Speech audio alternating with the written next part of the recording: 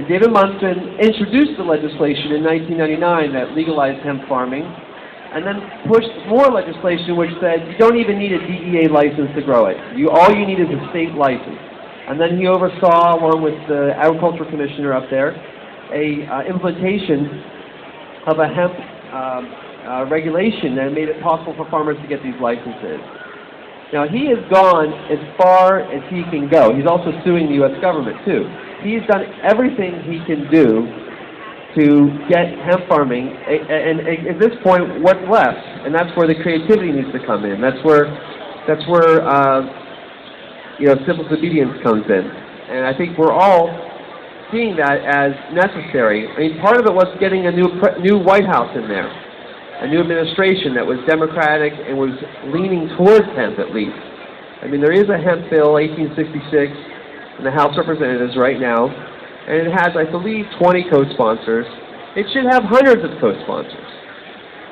And it doesn't because this isn't a wealthy industry.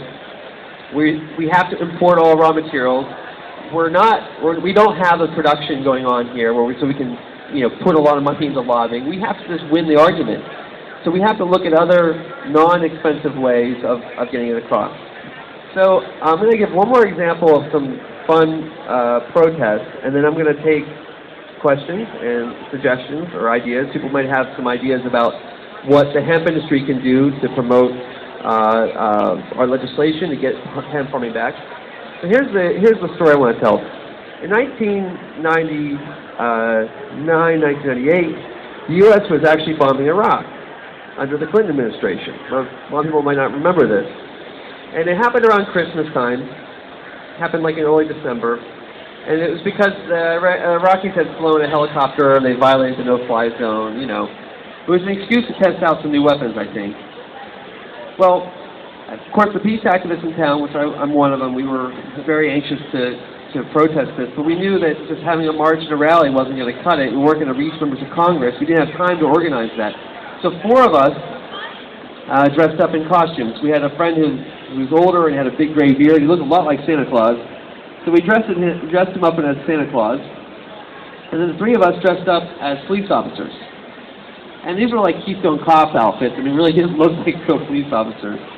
And we went down to Capitol Hill, and we started at some of the restaurants around the Capitol right in the middle of lunchtime.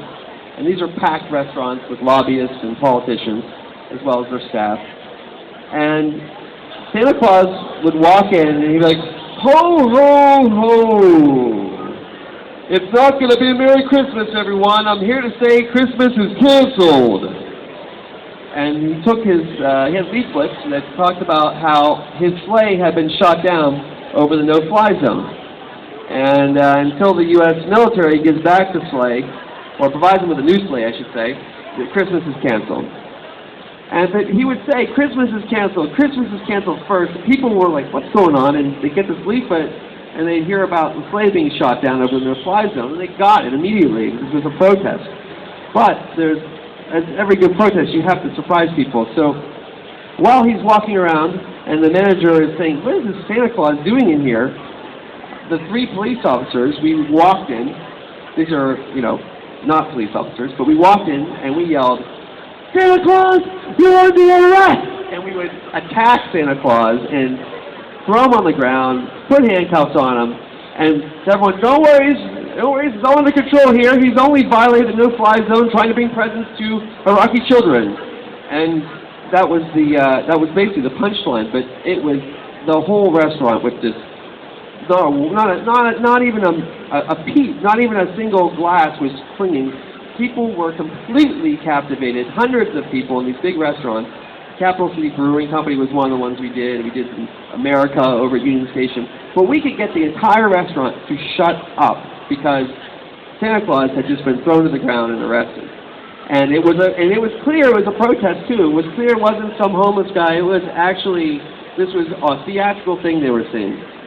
So we did this over and over again. Finally, we got the guts to go up to the Capitol, to the cafeteria, and we're not getting in any trouble each place we go. We go to the cafeteria, though, and this is in the Senate, on the Senate side, underground, and it was 400 people in this